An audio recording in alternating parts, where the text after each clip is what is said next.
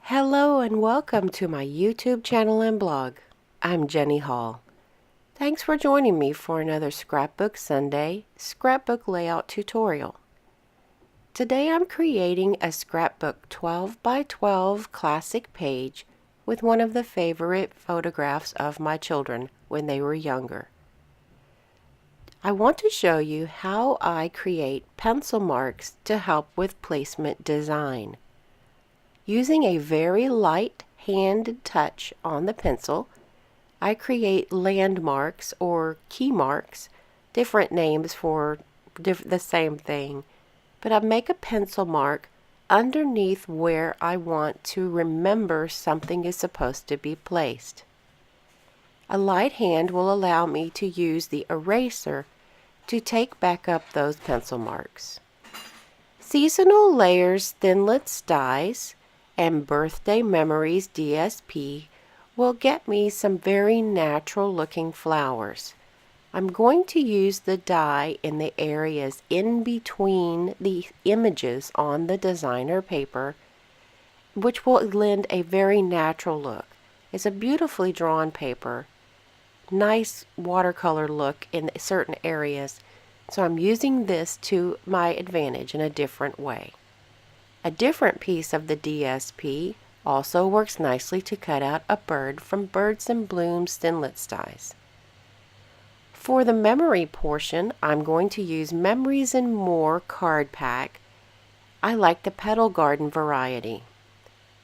Colorful Season stamp set is going to allow me to do a little bit more flexibility with other than just the die cuts.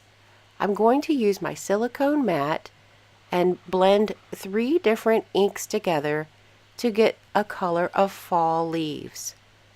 This is red, green, yellow, which I usually see in the United States in the different seasons of fall. I'm placing them on the silicone mat because this is going to allow me to pick up more than one color at one time without contaminating my ink pad. Rock and roll technique works really nicely on a lot of the ink pads.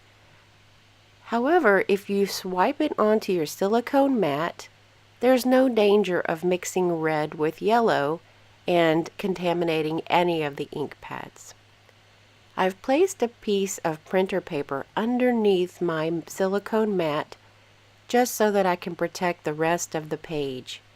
Working directly on and doing stamping on a piece of 12 by 12 white cardstock, it has a tendency to pick up little ink spots for me, so I'm not always the nicest, cleanest stamper. So here is another of the stamps from Colorful Seasons, and I'm using the image of the branch, and I've used more than one of the colors of ink for the flower and leaf spray. Now I'm going to start to erase any of those pencil marks that were over the borders of my photograph or the different areas that I'm going to adhere down.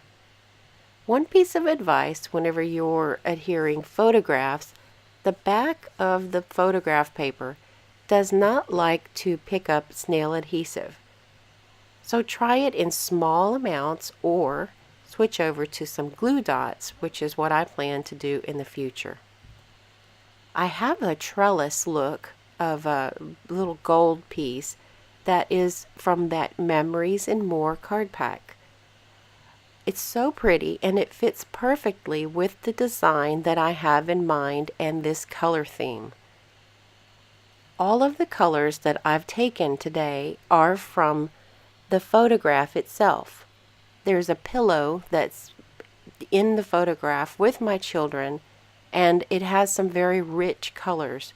So I'm going with the colors of the photograph in order to keep everything nice and pleasing to the eye.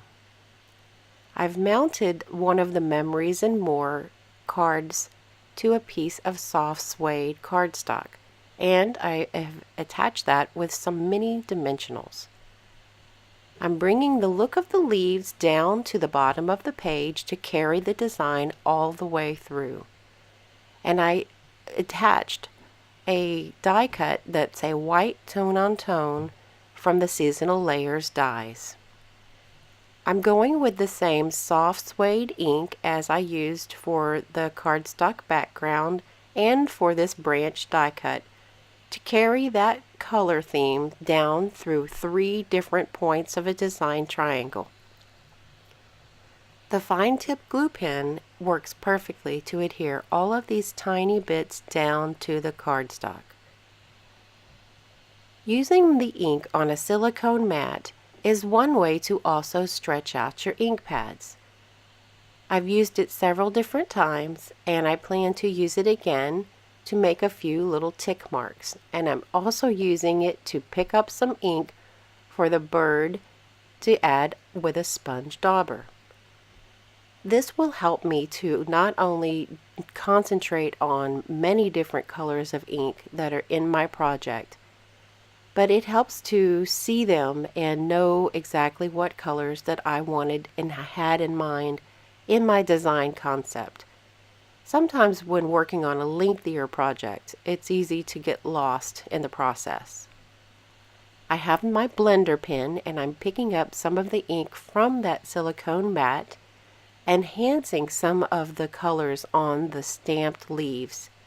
Sometimes these stamped images, when watered down, don't come fully stamped out.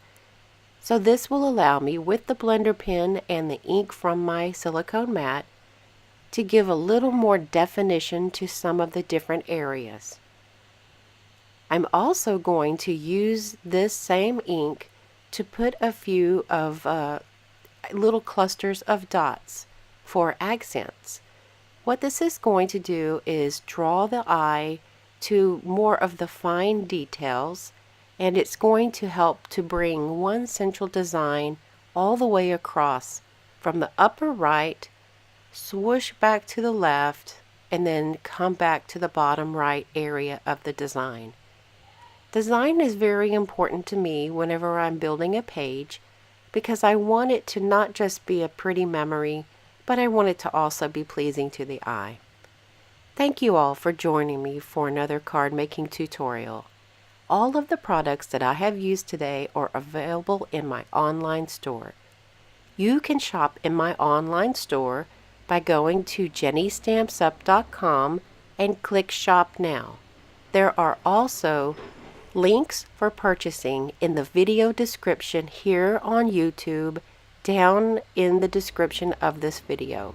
Click Show More to get to that area. If you have any questions or I can help you with any product selections, please feel free to give me a contact. Thank you all for joining me today. I'll see you in the next video. Thanks for watching the video. See you next time.